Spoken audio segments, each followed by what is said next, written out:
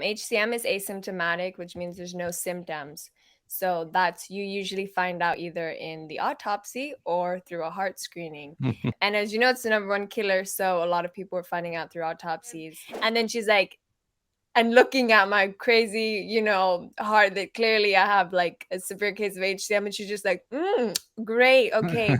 Yeah, you're going to need to stop all of that now that I've like looked at all your tests. It's harder because it's an invisible illness. So it's hard for somebody to be like, wait, you can't dance, but like 6 months ago you were dancing, and people, you know what I mean? Like my cardiologist, who's amazing. I don't see her because she's pediatric and I'm older than 18.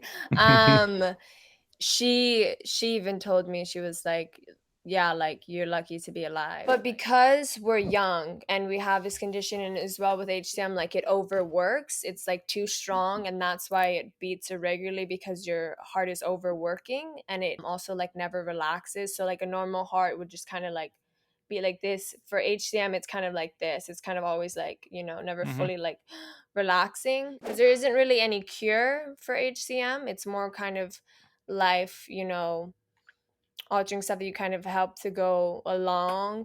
And kind of the end all is either a defibrillator or completely replacing your heart with a new one. Yeah. So if you were heartless like Kanye West, then would you be okay? Here we go. Let me not flash you, but it's like Oh right yeah, here. I see it. It's a little sticker. But when I first was diagnosed, we had like a Game Boy like looking like thing here that had like all these like EKG stickers on it, and like you could really tell I was smuggling something under my shirt when I wore it to school. And they You got obviously check snacks. it. Yeah, I got snacks.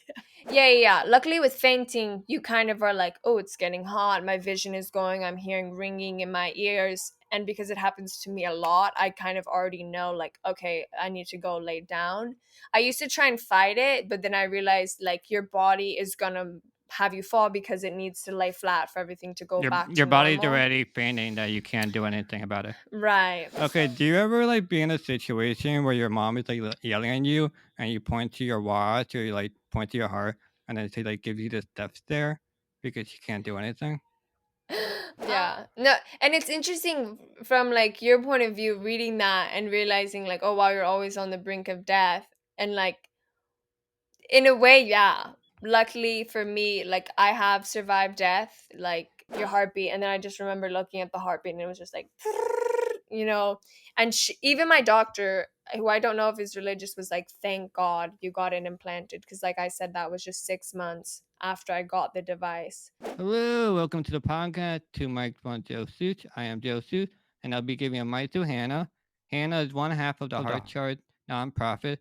She has a rare disease called hypertrophic cardiomyopathy, or HCM for short.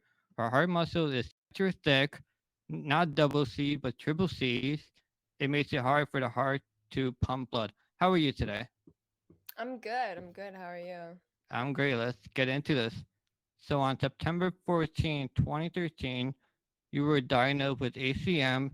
It said that it's the number one killer in student athletes. So that brings up the question, why would you screen for this disease? Wow, that's a great question. So you would screen for this disease because that's how you detect you have hypertrophic cardiomyopathy, or HCM. HCM is asymptomatic, which means there's no symptoms. So that's you usually find out either in the autopsy or through a heart screening. And as you know, it's the number one killer. So a lot of people are finding out through autopsies. And fortunately for me, I was detected through a simple heart screening, which is an EKG, which is where they just put the stickers and the wires and they get your heartbeat.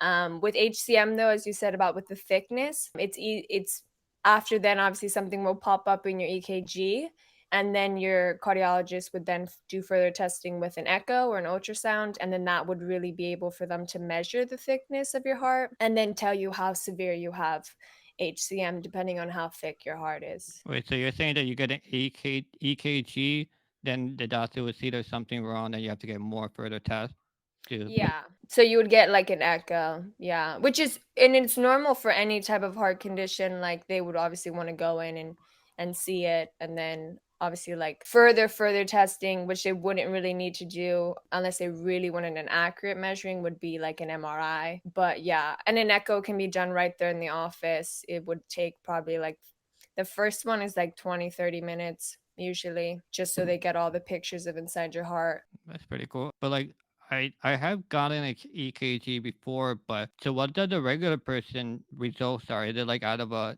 100 scale, or is it like I never read a test before? Do you know? I do, like off the top of my head, no, I can't remember if it's out of 100, but it's pretty much like, oh, how many beats do they get?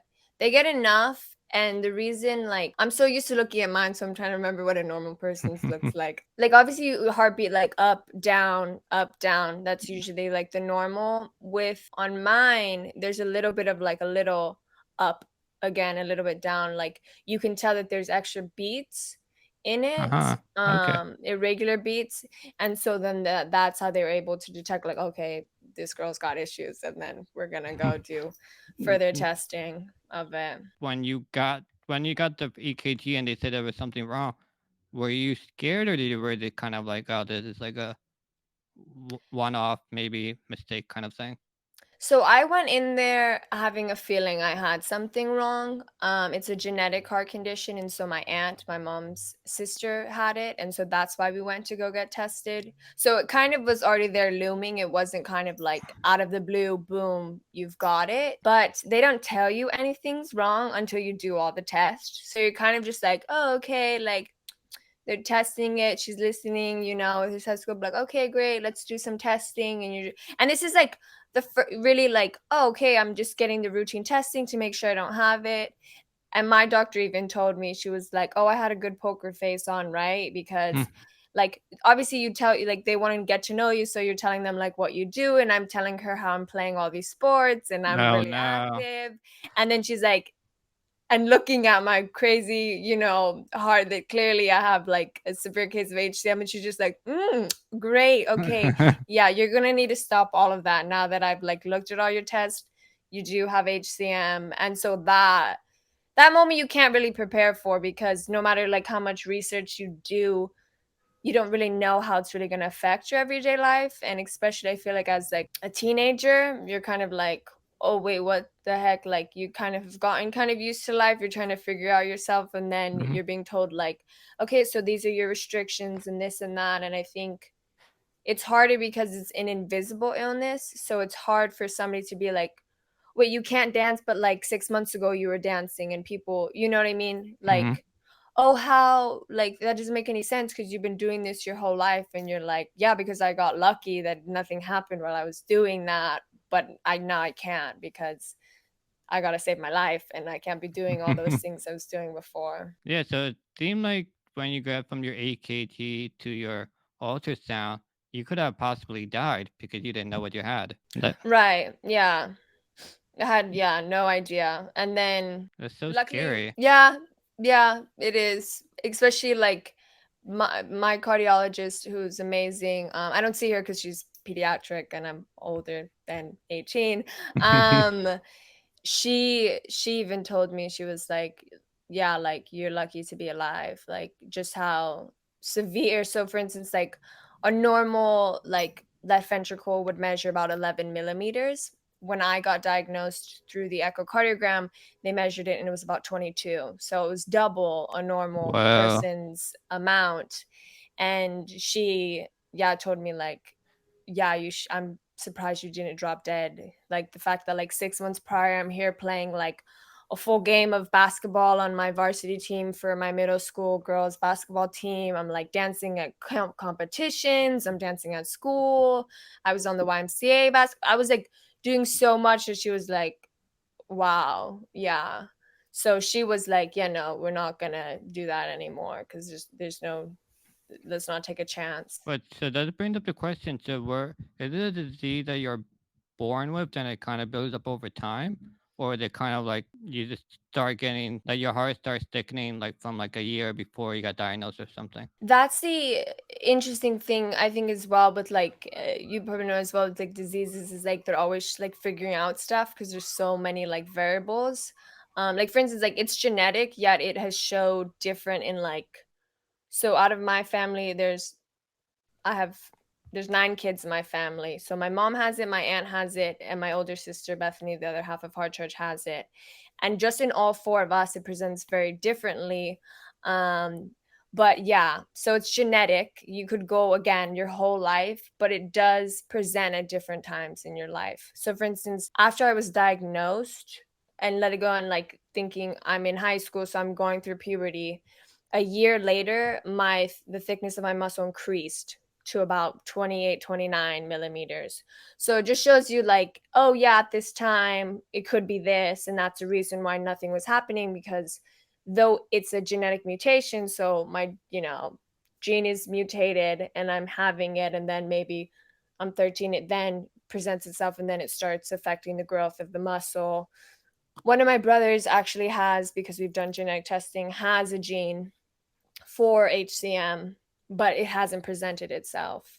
And so Really? there's some doctors who say like, oh, usually by 30, if it hasn't presented itself, it won't, but it could present itself later on, because my aunt didn't get diagnosed till she was like well into her like 50s, So it's like, it's interesting. So you can never be like, it's kind of a case by case. Like you can't be like, oh, well, it hasn't happened now, so I'm good. You kind of have to like be wary of it at all times, because Well, so it there's seems that you have to get 2 tests because you said your brother had the genetics test too. So I'm assuming his EKG test was fine, but he right.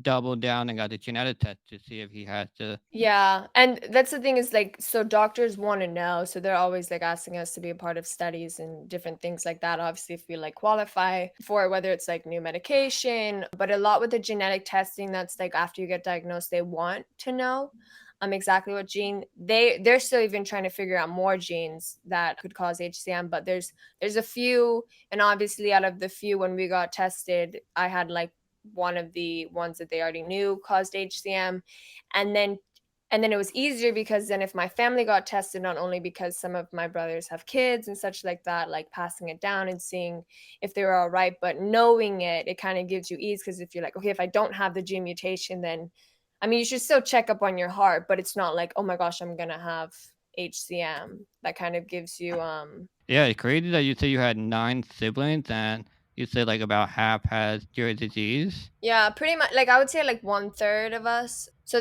I have like 6 older brothers, and then there's like 3 girls. I'm the middle girl, and then Bethany's the oldest, Oof. and then we have a younger sister. And so pretty much like me and Bethany have it, and then my one brother has the gene, and then everybody else is good. It's interesting because again, it's like HCM affects all races, all ethnicities, all genders like the same.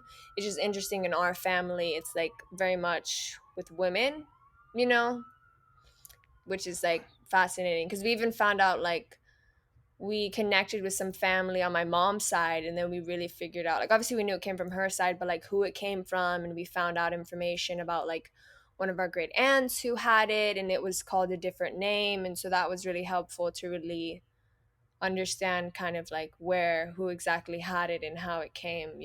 But I'm kind of curious to like how did your aunt survive to this age? I'm assuming she did like let's say in her 40s or 50s. How did she survive for so long without knowing? Like you said, a killer. So are you saying that she didn't really have symptoms till now, or that she did never did sports or anything? So she was active. She was like in the Air Force, and she was one of Okay. those people who like to, like she traveled a lot. She would go hiking. She's like she liked that type of stuff. She had open heart surgery. She had a valve replacement and stuff like that. And like I said, I think it presented later on in her life, and I think that's why, because she again like had open heart surgery. She had all this stuff going on, and then all of a sudden her doctor's like, "Oh, well that's she's at a checkup," and he's just saying like, "Oh, that's normal for your condition." And then she's like, "Oh, what condition?" And they're like, "Oh, well, you have like HCM. This is what it is, bada bada ba." And so that's why, because she had heart problems, but she got like a mechanical valve and fixed it, and then didn't realize, oh, she had a condition on top of this, and she has a defibrillator as well implanted. But again, like I said, It's a weird disease. It's a killer disease because, it causes sudden cardiac arrest, and that can come at any time, at any moment. Also, it's not as thick, it's not as severe. So luckily for that, that's how you can easily get away with not knowing you have it. So are you Because you saying could that? have, So are you saying yeah. she had like different diseases that had to do with the heart, and then she ended up getting HCM? Oddly enough. Yeah. So she always, because of the gene, she always had HCM, but she had other problems like the valve replacement and other things. So of course she's like, "Oh, I have heart problems," but she didn't realize she had this condition on top of it until she got diagnosed about like 9 years ago, and then we all then got diagnosed since it's I, genetic, and I there's mean, a I feel bunch of like if you're us. working with the heart, you would like know right away. I guess. Right, right. But sometimes, I'm not gonna lie, doctors be sometimes they don't tell you everything that's on your chart, and then Hmm. when you're like, "Wait, what?" And then they're like, "How did you not know that?" And you're like, "I don't know," because no one ever like for instance, me and Bethany talk a lot about, we both went to a heart failure clinic, but like, I'm not looking at the sign. I'm just like, I'm going to see my cardiologist. And then it happened to Bethany where I would be like, "So am I in heart failure?" And they're like, "Yeah, you go to a heart failure clinic." And you're like, "Okay, yes, but like, no one has ever told me, hello, Hannah, you have heart failure." Because the doctors just, especially like changing to new doctors, they like look at your thing like, "Okay, great, here we go, da da da da." Like, I was just at an appointment with my electrophysiologist, so he is the doctor who's over my defibrillator, and he's like telling me stuff, and he's like cutting himself off, not even like finishing stuff. He's like, "Oh yeah, looking at my like so a defibrillator acts as like a heart monitor, and so if I have like irregular heartbeats for so long, it will record it and show." So he's like looking at, he's like, "No, that looks fine, da, da, da, da." But he's not even telling me like, "Oh, on this date you had it." He's just like talking out loud to himself, and then I'm like, "Okay, wait, but like, what, is everything okay?" Like, what type of thing was it? So I'm not surprised that it kind of got, pushed, and no one was like, "Oh, hey, you have this, issue." Because sometimes I mean, doctors have so much going on, but like sometimes they forget to tell you like, boom, this is your current state. These are the conditions that you have. This is what's going on. Yeah. Yeah. So, but you mentioned heart failure. So are you saying your heart failed? Yeah, so it's interesting. So I know it's kind of hard because, like, for me as well to try and understand it. But because we're young and we have this condition, and as well with HCM, like it overworks, it's like too strong, and that's why it beats irregularly, because your heart is overworking, and it also like never relaxes. So like a normal heart would just kind of like be like this. For HCM, it's kind of like this. It's kind of always like, never Hmm. fully like relaxing. So it's overworking, and you forget like, oh, this is a muscle. And even like, so I've been shocked by a defibrillator. Like, I didn't even realize like, oh, getting shocked could cause like scar tissue on your heart. And after a while, your heart, like anybody, is going to get tired and is going to get overworked. And because of that, when it's no longer functioning properly because it's been functioning so, off for so long, then that can cause your heart to kind of go in failure. And so with that, then they're kind of thinking like, how much really can my heart do? Like, how much longer can my heart, kind of do its function with help of medication and having a defibrillator in case it gets too wacky, and then replacing the heart completely, like heart transplant. Because there isn't really any cure for HCM. It's more kind of life, altering stuff that you kind of help to go along. And kind of the end all is either a defibrillator or completely replacing your heart with a So, new one. Yeah. so if you were heartless like Kanye West, then would you be okay? I think so, yeah. If I could survive without a heart, yeah. Okay, so you get diagnosed, then what? Like, obviously, you limit your activity, but like, do you wear Apple Watches and just monitor yourself all the time? So it's funny. So right now I'm actually wearing like a heart monitor. Here we go. Let me not flash you, but it's like Oh right yeah, here. I see Little, it. it's a little sticker. But when I first was diagnosed, we had like like a Game Boy like looking like thing here that had like all these like EKG stickers on it, and like you could really tell I was smuggling something under my shirt when I wore it to school. And they You got obviously check snacks. it. Yeah, I got snacks. So yeah, and they would like monitor to kind of like see where I was at, to kind of see how much it was affecting my heart, because I also had like fainting episodes prior, and so they wanted to make sure it wasn't heart related, and luckily it wasn't. I have had a few heart related fainting episodes, but mostly it's because of dehydration or my body just being like, let's drop. But yeah, no, so they checked it, and they immediately told me, yeah, you have to like lower stuff. I found out through heart monitors that like I'm not somebody who can take a lot of flights of stairs, because my heart, like, I was like, my first period class was like on the third floor, and I remember like walking up, and I would get to like the third floor and be like, a little winded, which I'm like 14 years old. I should not be winded by taking stairs to school. But I was like going, and then they saw that, and they're like, hey, if you can take the elevator, we would like that. Um I then they bet put me, yeah. I bet you were one of those people that pretended they're not tired when they go up the stairs, but you're like dying inside. Oh yeah, no, 100%. Yeah, yeah, yeah. And I still get it like today as like a young adult, like because again, like I look fine, I look normal. And then I'm like taking the elevator, and I used to, in one of my workplaces, they would always be like, "Oh, I'm gonna take the healthy choice, the stairs," and I was like, I'm gonna take the elevator so I'm not winded right before I'm go give these people a tour of this visitor center. Like please do not judge, but people don't realize, Well, what they're I mean, they saying don't know until. that if you go up the stairs once, you're never coming back down.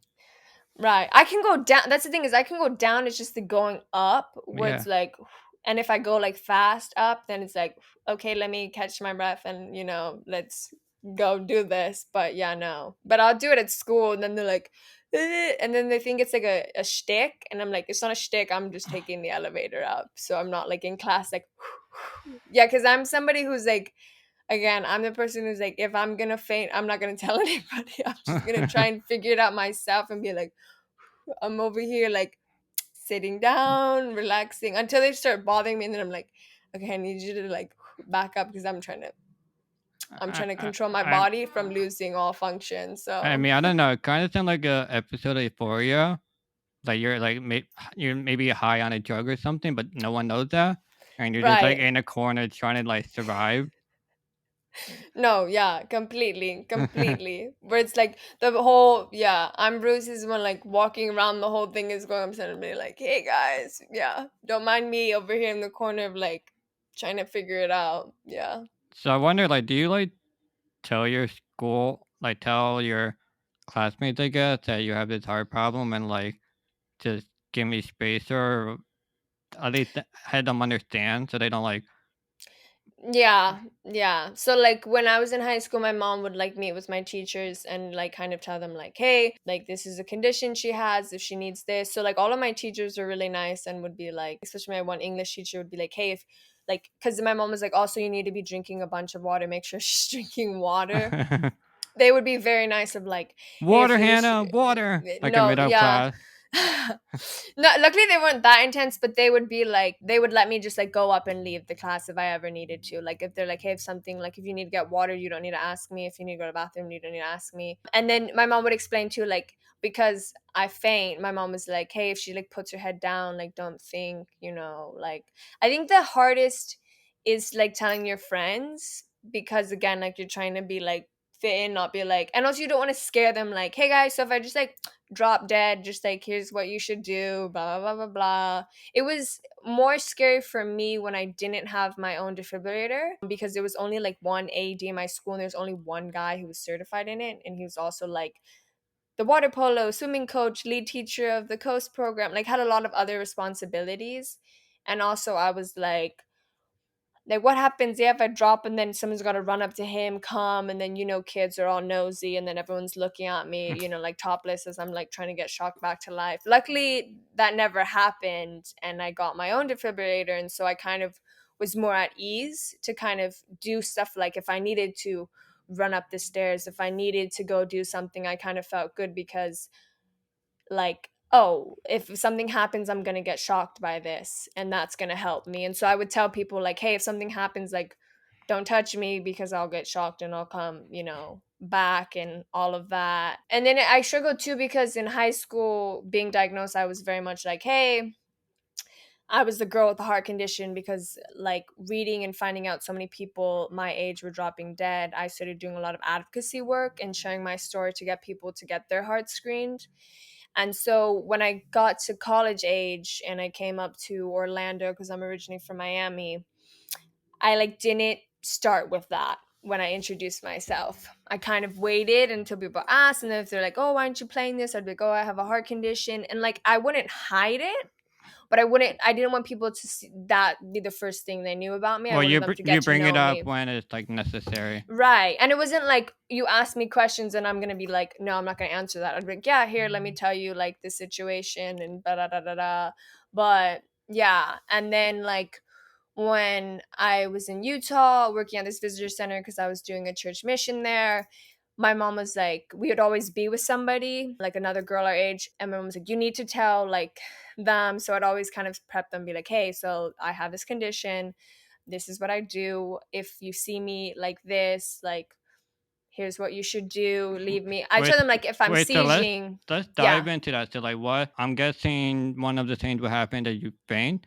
So what should friends like? What do you tell friends to do for you with your If condition? I faint, so usually if I faint, it may be or may not be. I mean, I'm more susceptible to fainting. One, as women are more susceptible to fainting. Two, because I have a heart condition, I'm more susceptible to fainting. If I faint, it's weird because I'll usually tell them like, hey, I'm not feeling good. I'll have it like with my family or not. There was a time I was like giving a tour to this like couple on my mission, and I was like walking, and I was like, I sat down and I was like, ooh, because I fainted so much, I know when it's gonna happen. So I already kind of prepare myself of like Oh, so you get a laying warning. flat. Yeah. Luckily with fainting, you kind of are like, oh, it's getting hot. My vision is going. I'm hearing ringing in my ears. And because it happens to me a lot, I kind of already know, like, okay, I need to go lay down. I used to try and fight it, but then I realized, like, your body is going to have you fall because it needs to lay flat for everything to go back Your to body's normal. already fainting that you can't do anything about it. Right. So, like, if I notice I'm like, hey, I'm gonna. The thing is hard is like when that's happening, and my mom would get upset like if I didn't tell her like I'm about to pass out because like I'm over here trying to be like, am I gonna like fight this? I don't have time to tell you like a whole monologue of like this is what's happening to me right now. I'm gonna, pass. But I would tell them kind of like what it would look like. Like, hey, you'll see my pupils get big. If you see me laying on the floor, like passing out, I would tell them like if you see me like seizing or foaming or like that never happened to, so definitely call 911 because that's nothing new, like normal that I should be having. But if it's like a hard thing, I would tell them like, hey, if you see me holding, like, it's hard because there's really not much you can do when it's like, hey, I'm having like a weird beat. It's either gonna get paced by my defibrillator or that's it. So I'd kind of be like, hey, just kind of give me some space and I'll let you know how I'm feeling. And if it gets worse, like I'll let you know. So it was more about like trust of like, I'm not gonna like keep this completely inside. I will let you know, but I may not be able to tell you in the moment. But like, here's what to expect of like, you see me clenching my chest or just over there like calmly here. If you see me laying down, like this is probably why. I did faint, and my friend thought I was like, because again, I don't know if you can tell from this, but like I'm a bit of a character. So people were like, I was like, I got up and I was like, ooh. So I like leaned against the wall to kind of be like, in case I pass out. And and and then I like blacked out and then I opened and I was looking here and everybody was over here. And then I turned around and I'm like, wow, thank you so much for coming. Have a Oh great my day. god, that's And perfect then though. yeah, I was like, oh, I'm back. Hey guys, what's up? And I think the couple was like, whatevs. And then my friend was like, what the heck? And I was like, I think I just like passed out. And she was like, I thought you were like tired and you were like being dramatic or something. I was like, no, I think I was like fighting off passing out. That's what happened. She's like, Wait, so oh my gosh. you're saying like your fainting only lasts for like a minute and then you're fine again?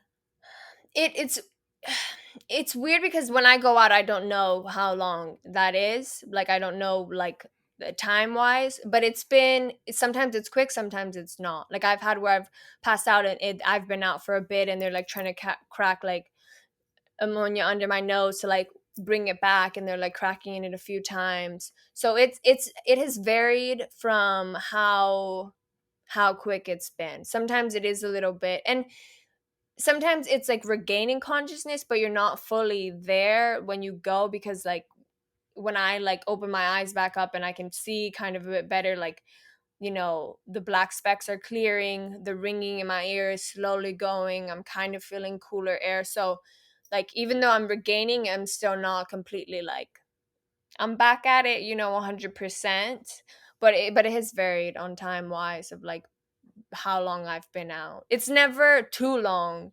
Like it's never been like I don't think like 5 minutes, But but when you come out, are you like normal again, or is it more like you have to take the rest of the day off and just not the relax? rest of the day. Depends on how much. Sometimes people be like, "Oh, you can take it," and I'm like, "Oh no, I'll be fine. Like within like 30 minutes to an hour. Like I'll be good. Like, and not even that. That's if I take my time, and then if I want to like eat something, because sometimes like blood sugar is low. Like just getting Mhm. everything back to normal. But yeah, once like 30 minutes is passed, I'm pretty much back to me before I passed out. Yeah, so this Good. seems like if I'm a good friend, I would more like to make sure you're okay, like sitting or like sit in a comfortable position. I guess Mm-hmm. water and food would be good since like Yeah, so you would get them like, especially if they passed out, you'd want the water. If you could like, if it wasn't water, you'd also want to get them like Powerade or something with electrolytes to kind of mhm, like not jump start it, but like, yeah, kind yeah. of get that electrolytes in there for them. Because usually if like anybody like normally passes out, it's usually because of dehydration. So like water, you would, especially if you kind of see them, you would want to catch them, because if they fall, you don't know how they're Mhm, gonna fall. So if you yeah. do catch them in the moment, you would want to like catch them and then just kind of gently lay them flat on the ground. And then also again, like checking, just being like calling their name and seeing if they are responsive, because if they're not responding, you would want to like if they're unresponsive, then that's when you kind of need to go into calling 911, CPR, AD, because something more serious could have happened. So You can just follow the rule or guideline for helping a drunk person, and you can help Hannah all the way. yeah, yeah, no, yeah, 100%. But now I'm curious so that when you were in high school, that only licensed people can shock you back. So when does it get to a point where you need extra help, I guess, waking up? Yeah, so nowadays, like like anybody could use ADs, and that's one of the things we push with hard charges. Like you really don't need to be certified to use ADs, but like with school stuff, like they don't want kids like grab. You know what I mean? Like, and I think that's the kind of stigma we're trying to break, is that like please, like if I'm unresponsive, like ADs are smart enough to know, like they'll check your heartbeat. If you don't need to be shocked, they won't shock you. Like, but like so much stuff has changed in like just like 5-7 years. Wait, say your question again, because Uh, I know I sidetracked. So we'll just move on, okay? okay. Okay, do you ever like be in a situation where your mom is like yelling at you and you point to your watch or you like point to your heart and then she like gives you this death stare because she can't do anything? um Lol, I wish. The thing is, my mom is the best mom ever. I'm so thankful I have her. She's like our biggest advocate. So if she is something is up, like yeah, like you could pull that and she'd be like, oh my gosh, and she would stop and be like, are you okay? Da, Oh, da, da, da, da, da. But if she oh found out no. we were joking, she would like, yeah, she'd be like, what the flip? Like, how Uh-oh. could you do that? Yeah. Uh, Like one time I was like, hey, can you get me something? And she was like, no, I'm busy, because she was like cooking. We all were like making breakfast, and I was gonna pass out, and I got in trouble because I didn't tell her. She was like, what do you mean get you milk? You should have just told me you were gonna pass out. And I was like, why am I in trouble? Because I was, I was passing out. But yeah, no, I couldn't. The thing is, I could use it more, but I don't because I feel like anybody with like a disability, you want to be like, no, I'm good. Mm-hmm. So like sometimes you're like, well, I could be playing the heart card way more and get out of stuff, you know? But I'm not because I'm not that person. But sometimes I'm like, should I? Oh, I can't. My heart, you know, like get out of it. But I don't. I could, but I mean, use it to your advantage. Like, go for it. yeah. I give you my blessing. Thank you, I thank you. I think your mom would be happy that I'm not her son. Let's put it that way. So because she sounded like a sweetheart, so I couldn't do it, but I will I would do. I She might has a do. sense of humor. She has a sense of humor. So yeah.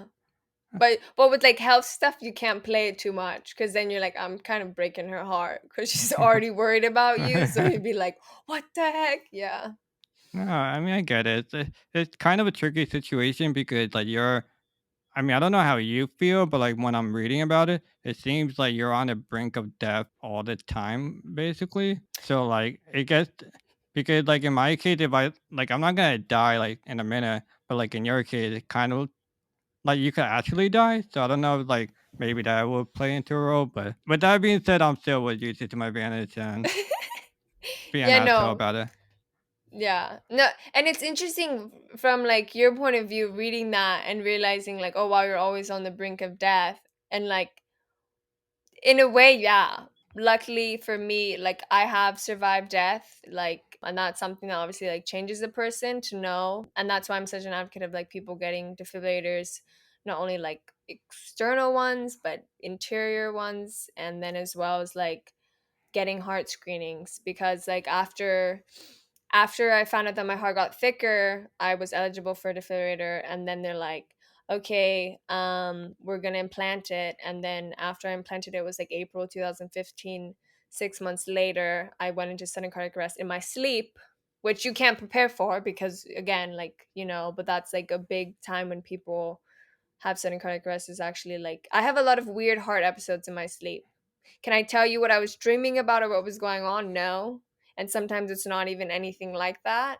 My heart just has a mind of its own. Is like, we're gonna, you know, go crazy right now. And then my defibrillator shocked me. And like to know, like that's something you can't prepare for, especially if it happens in your sleep. But that really pushed me of like, I kept, you know, I'm advocating like I could have died. And then it's like that one small letter change of a C to a W and have been like, I would have died if I didn't get a screening, if I didn't get my defibrillator implanted. And so it is crazy to think. And people like, you can't tell that. You know, you can never tell what people have been through of like, oh wow, I've like survived death and I'm grateful to be here. And like, you kind of have that survivor's gratitude of wanting to, like the kids who were your age who didn't, who weren't, you know, you gotta like kind of share it and make sure people get their heart checked and are there. And that's why we built this community too, so people had a place if they did find out they had something wrong, they weren't alone. That they were like, because that's something that people struggle with, obviously. Like, am I the only person who's going through this? And mostly you find out that you're not, that either someone has been through it or is currently going through it. And so to be able to like give that support back, to be like, hey, you know, like it's hard and it's going to change you, but like you've got a community here of people who understand. Because I mean, and I've heard you talk about it before, like you can't expect people to understand, you know, like if they're not, if they haven't been through it or if they haven't had some close friends go through it, like you, it's hard to change the culture of a people when they think something, you know, to change the way they like go about life. It's kind of hard to be like, hey guys. But like the more of us who kind of like, you know, the whole thing with like representation, like through media or stuff like that, or sharing your story so people are more aware of it, then those are the steps that gradually change people's outlook and perspective on things. Well, I'm gonna save all that hard chart stuff for the episode that we do, all three of Yeah, us. yeah, I did it all about you today, yeah. so we're gonna keep it all about you. So, Okay. so you say your condition got worse. Are you saying your low pressure cannot be lowered on its own with the medication and lifestyle changed? Yeah, so if I didn't take medication, yeah, I wouldn't have. So they're beta blockers, so it basically lowers your blood pressure to kind of lower your heartbeat. So it's my range is usually like 90/60 is usually my typical normal range. I typically have low blood pressure because of the medication.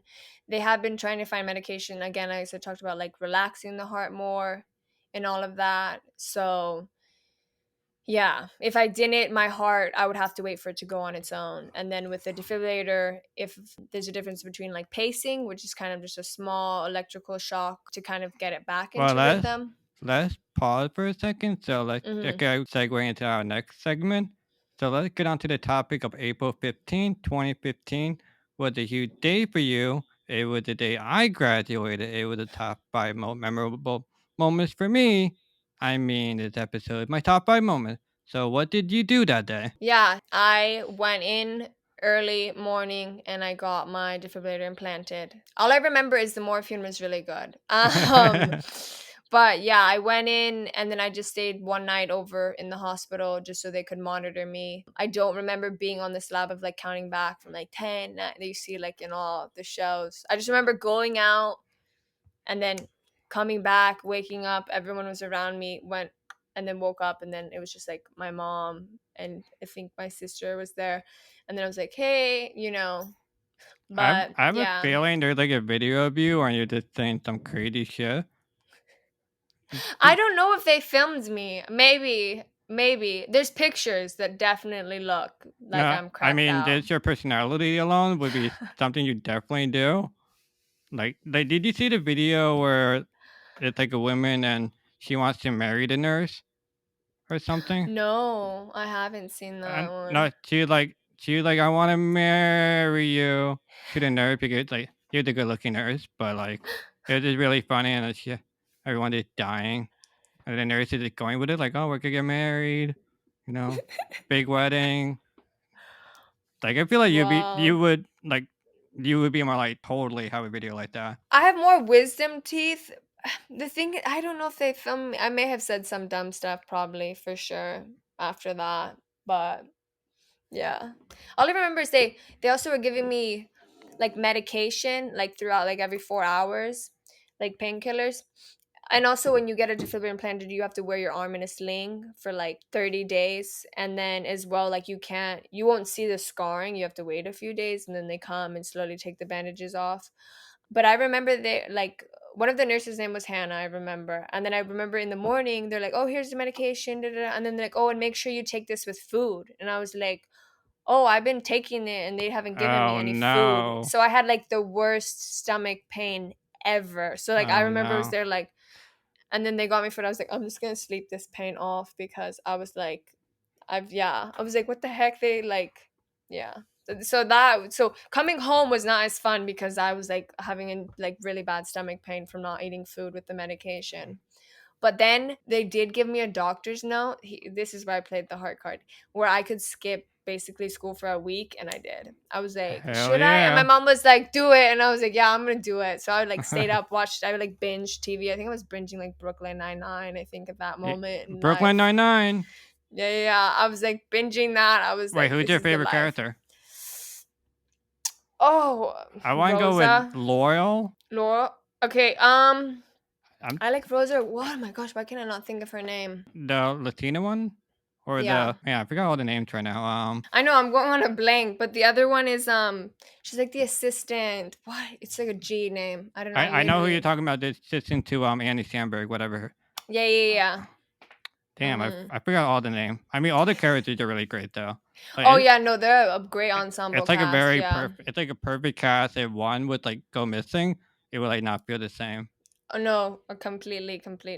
Go back on the topic to like how the defibrillator works. Like, does it automatically work when you need it to? So your doctor, through like running tests and like seeing kind of where your heartbeat, how high your heartbeat can go, so they'll put like a threshold on the device, so it's just not shocking you.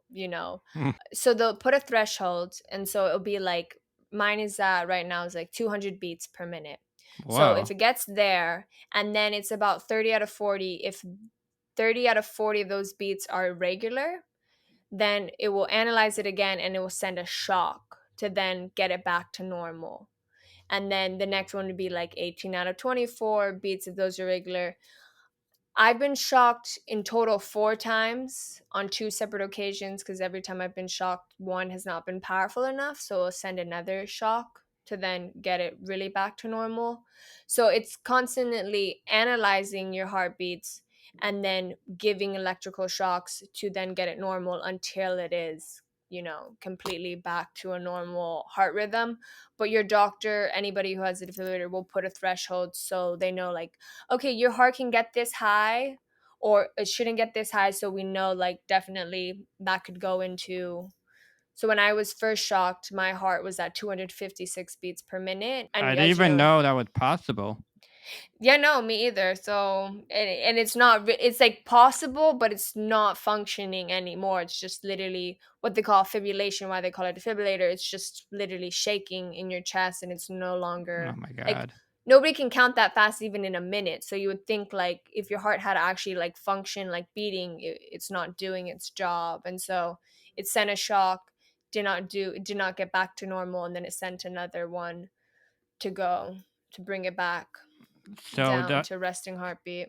so I'm just like trying to like piece it together so that so you go from like normal, then I guess a stage is fainting, I guess, and if it goes beyond fainting, then that's like when your defibrillator helps you. Is that a fair assessment? Yeah, so you would go pretty much like unconscious. So yeah, you would like pass out. So you, like, sudden cardiac arrest, there is no like, oh, warnings. The thing is, I was sleeping when I first got shocked, so I had no idea it happened because I'm here, in deep sleep. And then I go from deep sleep to unconsciousness. And then the shock wasn't like so big enough that it like jolted me out of my sleep. It just brought me back to, like, regular sleeping. But Wait, I've had it happen. Oh, yeah. so how do you know that you got shocked if you didn't wake up fully? Right. So then I went 2 months after that, not knowing anything had happened, and I go in for a checkup. And like I mentioned before, my electrophysiologist, the person who oversees my device, they'll run. And you also have it at home, kind of like a portable thing that you can send it. You kind of put like this mouse, like computer mouse looking thing, like over your device. It scans it, and then it will send it to your doctor, like wireless connection. And so when you're there in the appointment in the office, they'll have one there. It will go on this computer thing, and then it will print out, and then they can look. And so my doctor's looking, and she's like, "Oh my gosh, like you were shocked." And I was like, shocked, but like I had done the research. They tell me You it were feels like a shocked from horse being kicking shocked. you. Yeah, no. And I was like, no. I was like, that can't be, because you like that never happened. Like, I would have known if I was shocked. And she was like, no. And she was like, at 3:30 in the morning here on October 23rd, your heartbeat. And then I just remember looking at the heartbeat, and it was just like, you know. And even my doctor, who I don't know if is religious, was like, thank God you got it implanted, because like I said, that was just 6 months after I got the device. So to know, like, I got my money's well worth, but to know how important it was, I got that, because yeah, I would have died in my sleep Wait, so you say if you I got didn't have shocked it. 4 times. So the second time was when you were on stage in high school? So Yeah. you got Second I have time is. Yeah, so I have here that you were on a high school stage and you were lip syncing to Celine Dion all by myself. So one Mhm. question, did you finish the song? Yes. And Joe, I am a performer. The show does not stop for anything. I keep going. Yeah. wait, so So like how does it feel to be shocked? Like yeah, and that was that's what I was grateful for, is because I finally, until that moment on stage, I finally knew what it felt like.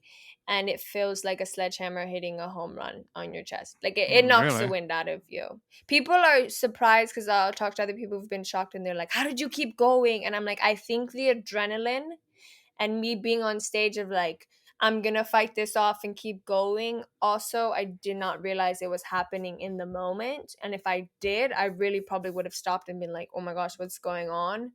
But because I'm like, I gotta perform, and I'm just thinking, oh, my friend's hitting me because we didn't really practice this and we're just going for it, then I was like, oh. And then until I watched the video, like, after the show, and I was like, oh yeah, I was shocked by my defibrillator. And then Wait, I so I'm guessing kind of like a brief pause for you and then you continue? Like how did it look from an outsider? From the outside, the video looks like it's funny because every time it looks like I'm like taking my coat off, then I'm like, and it looks like if somebody took an actual like external defibrillator and like shocked me. It looks like it, like with my body. Really? But I talk to people and like they're like, oh, I didn't like because I'm a spaz, so they were like didn't really notice anything. And then when they thought about it, like maybe maybe that part like but it was nothing like no one was alarmed. Like everyone here, like 300 people are watching me getting shocked and nobody has any idea that it's actually happening.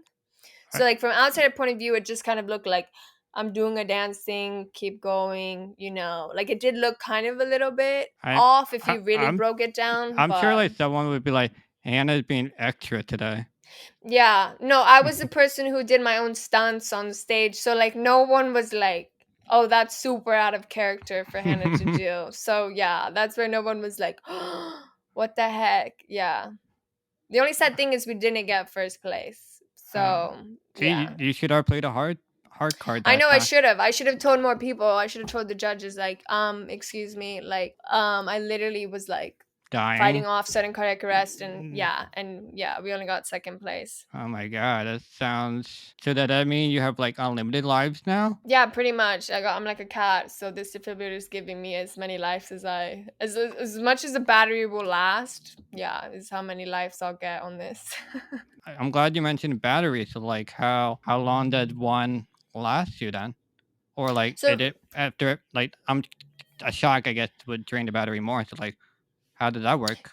yeah, so it would drain it, especially after getting shocked. It didn't drain it too much. Like if you were constantly getting shocked, then of course, like yeah, it would drain it immensely.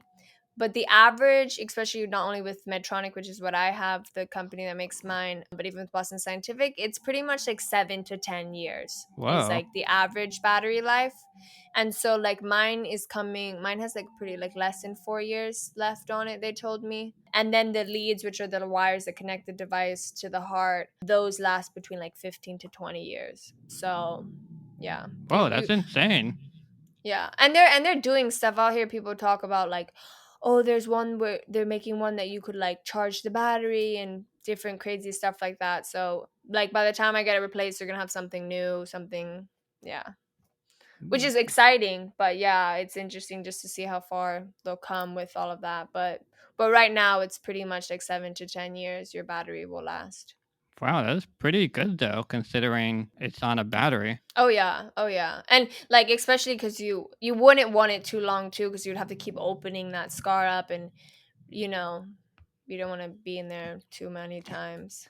Yeah, it's just so I'm guessing the defibrillator is more of a automatic thing because if you did have like an outside one, you might not do it in time, or you just wouldn't know, and like you mentioned that you had it in your sleep, you would have not woken up basically.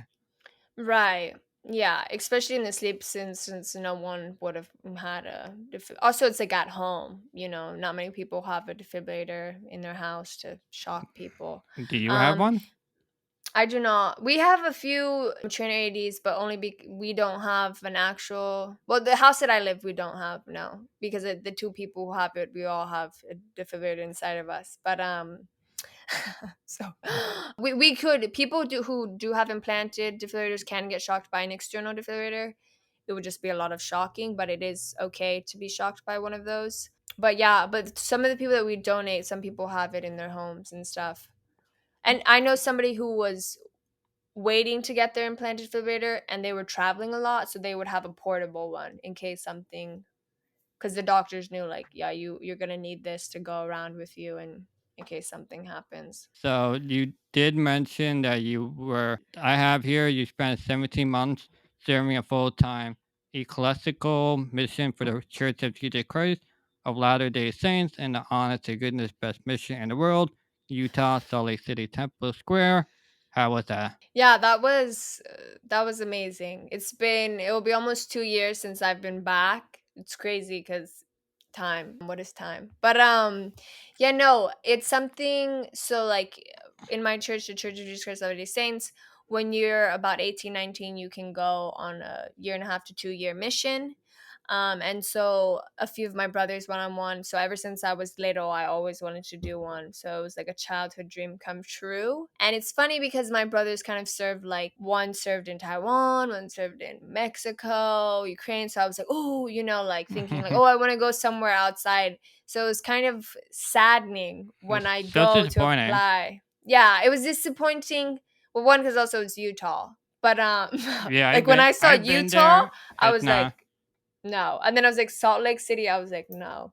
But then Temple Square was the only mission that I was like, that mission seems cool that I would do in Utah or like in the US because like I said, so it's a visitor center. So it's like the biggest visitor center our church has. And so there's so much history there. And so it's kind of a bit different than like if you see like the guys with like the white shirts and the ties on bikes and knocking on doors.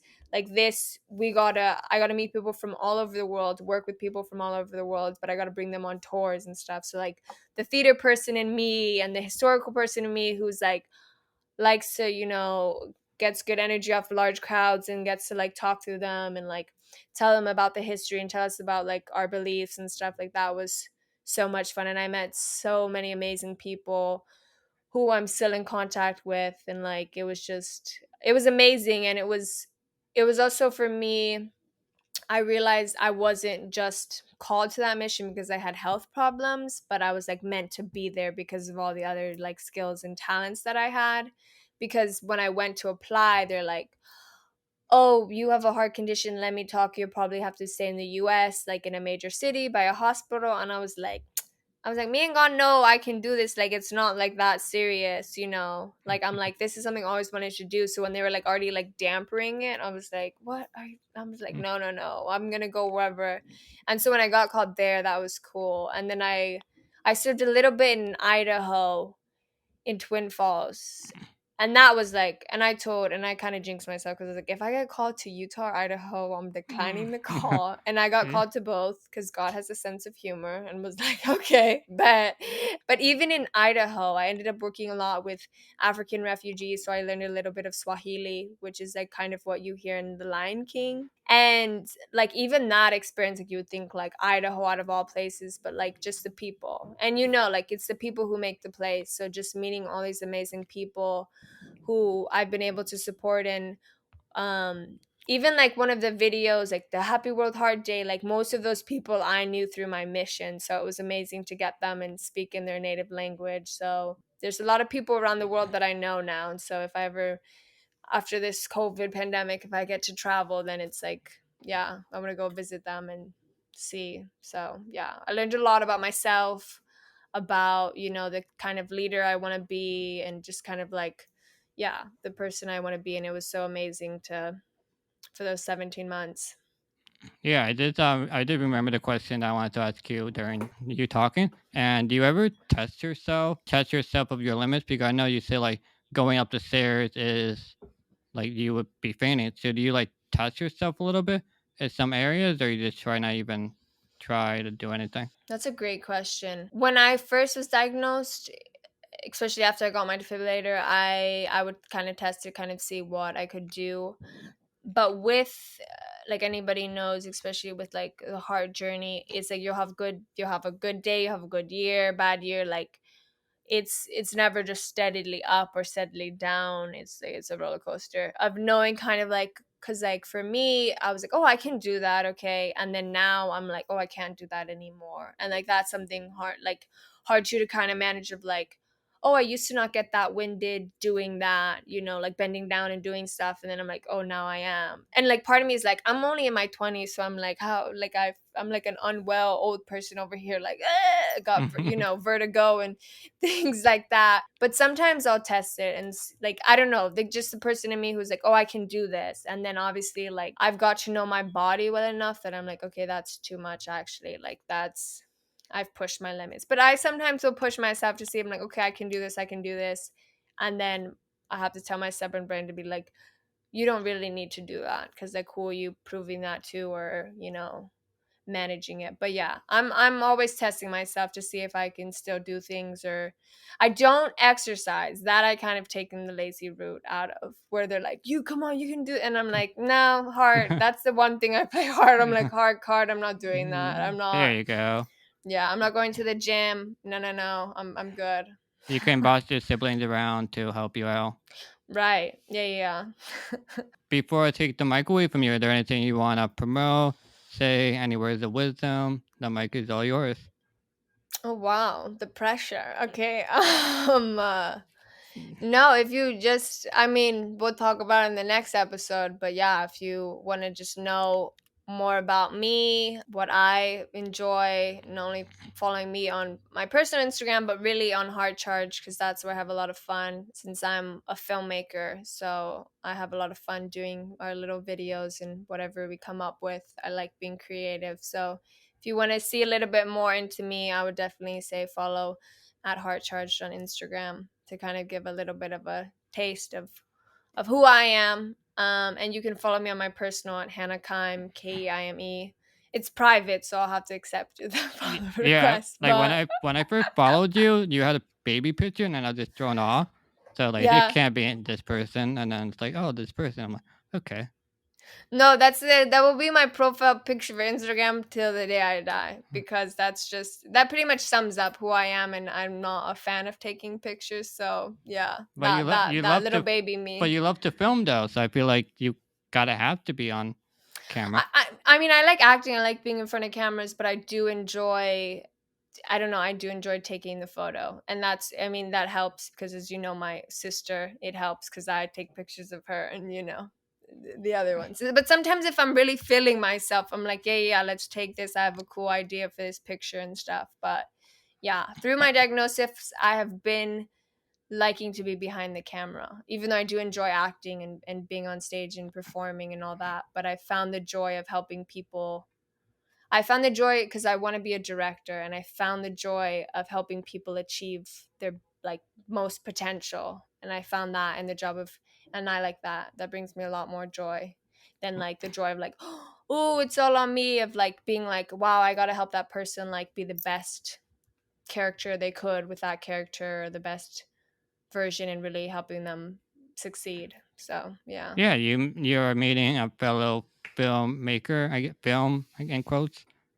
Um, and I want to follow her. Her name is below her face right now. Thank you, Hannah, for coming on here and talking about HCM. Thank you, everyone, for listening and watching. And I'll see you next time. Bye. Bye.